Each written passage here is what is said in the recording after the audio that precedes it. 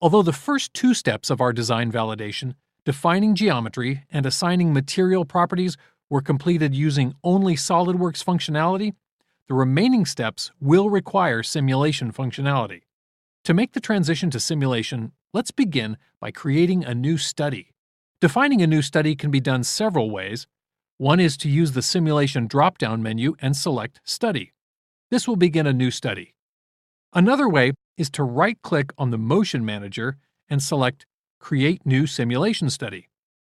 The third option to begin a new study is to use the study icon on the simulation toolbar. Notice I have two options, Study Advisor and New Study. All of these are valid ways of creating a new study. In this case, I'll use the study icon. When I click on the icon, the Study Property Manager appears. The default name of the new study is set to Study 1. I suggest changing this to something more descriptive, especially if you plan on performing multiple studies or simply for the benefit of another person that might review your work in the future. I'll call this study Tension. Next, we have a section labeled Type. Notice I only have one type available, Static. This is because I have only SOLIDWORKS Simulation installed on my system. With this level of simulation, only Static is available.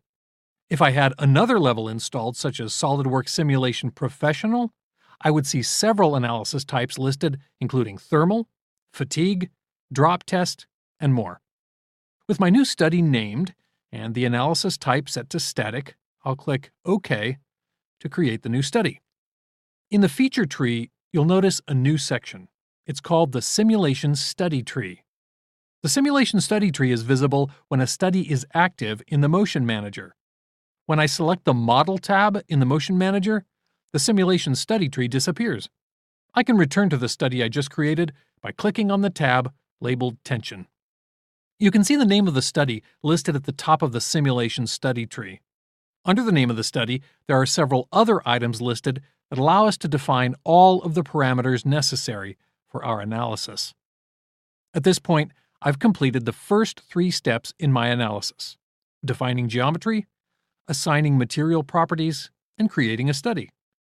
Now I can proceed to the fourth step in my analysis, defining the operating environment for this part.